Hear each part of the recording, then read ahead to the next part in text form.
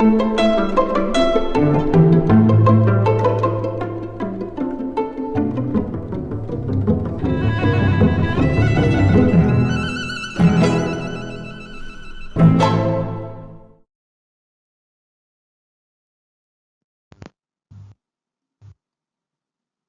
una vez más a esta asignatura de Ciencia y Fe. Vamos a iniciar la unidad número 5 que se titula Diálogo, Fe y Razón.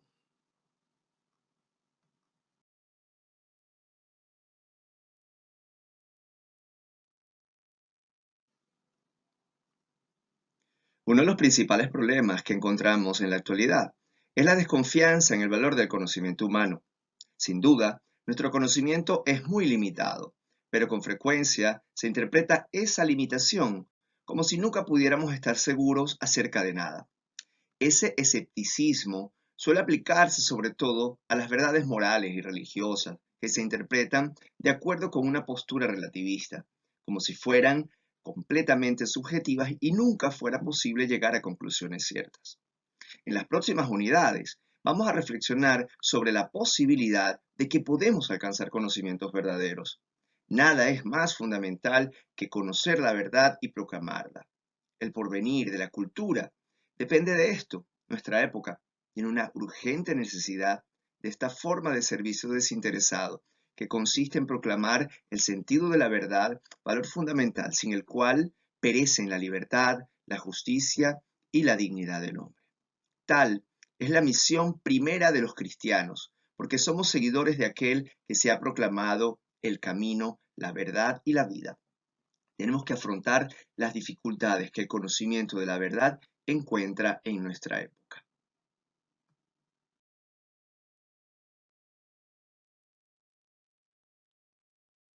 El diálogo fe y razón necesita de algunas cuestiones filosóficas que se encuentran en la base de muchas discusiones y que es necesario traer a la superficie.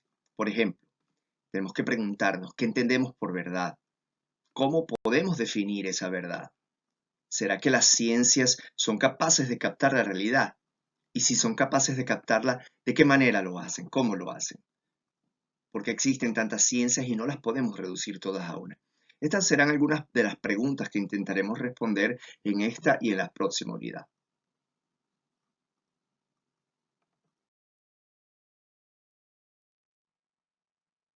Las ciencias procuran entonces dar respuestas a la verdad, a conocer la verdad.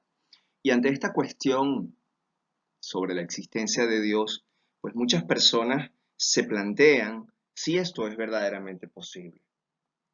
Muchas personas piensan que las religiones son un engaño, que poseen dogmas absurdos y que tienen una moral reprimida. Otras personas, en cambio, creen solo en aquello que pueden ver y comprobar, aquello que puede ser demostrado por la ciencia. En cambio, hay otras personas que no se complican con asuntos religiosos e intentan vivir felices sin agobiarse con preguntas complejas o difíciles de responder. Pero hay que reconocer, si no todos, muchas personas en algún momento de su vida nos hemos preguntado si Dios existe. Todas las personas de cierta forma creen en algo. También los que no creen en Dios creen que Dios no existe.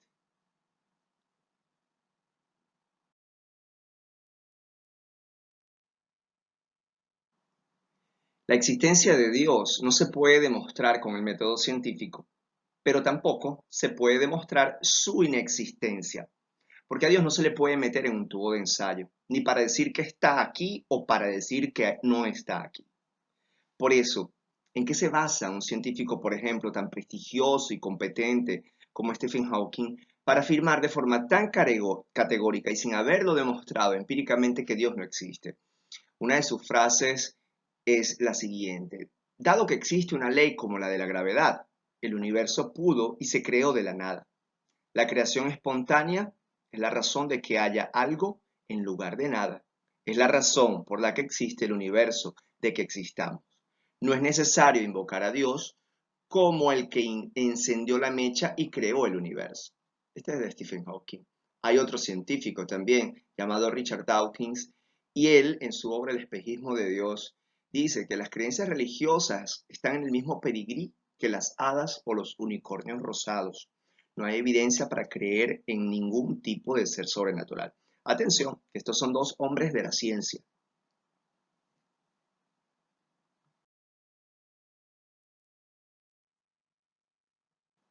Pero hay multitud de científicos que no ven ningún tipo de contradicción entre sus investigaciones científicas y su creencia de Dios. Por ejemplo, la teoría del Big Bang fue propuesta por un sacerdote católico belga llamado Georges Lemaitre.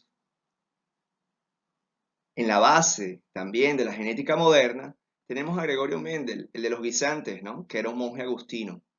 Lo mismo se puede decir del director del proyecto Genoma Humano, Francis Collins, que se declara científico y creyente. Estos científicos, creyentes y otros muchos más, saben que la ciencia, aunque pueda acercarnos a Dios, no puede demostrar definitivamente la existencia o inexistencia de Dios.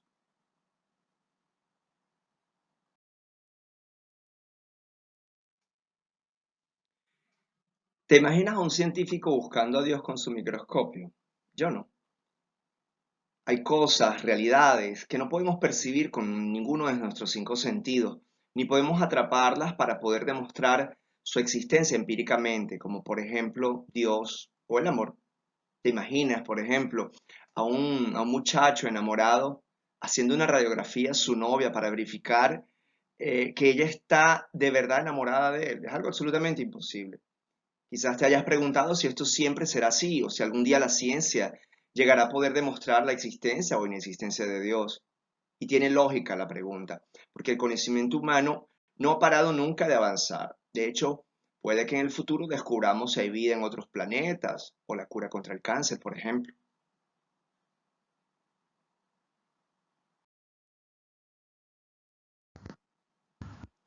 Sin embargo, lo que en ningún caso podemos demostrar científicamente es la existencia o inexistencia de Dios. ¿Por qué? Porque la ciencia investiga las cosas que se pueden manipular con aparatos de medición y Dios nunca será un objeto empírico.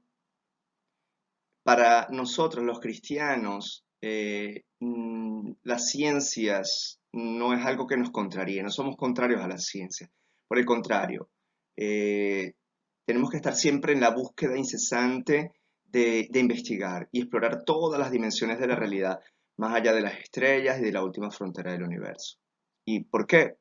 Porque poca ciencia nos va a alejar de Dios, en cambio, mucha ciencia nos va a acercar verdaderamente a Él.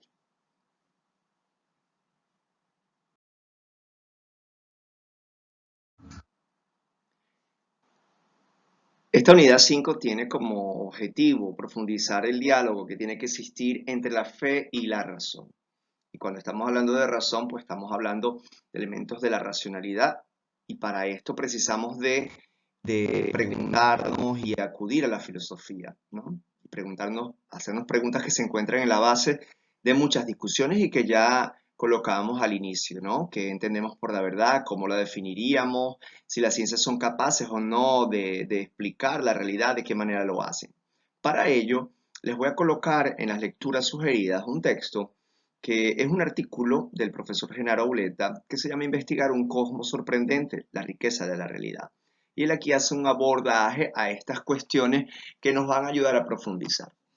En esta unidad número 5 no vamos a tener actividades evaluativas, como ya hicimos en las dos unidades anteriores. Entonces vamos a dejar el contenido de la unidad número 5 con el de la unidad número 6 para realizar la actividad evaluativa. Por lo tanto, realiza la lectura, profundiza nuevamente si quieres la presentación que acabo de hacer y para la próxima semana tendrás entonces la actividad de evaluación junto con la unidad número 6. Te deseo lo mejor de lo mejor. Que Dios te bendiga.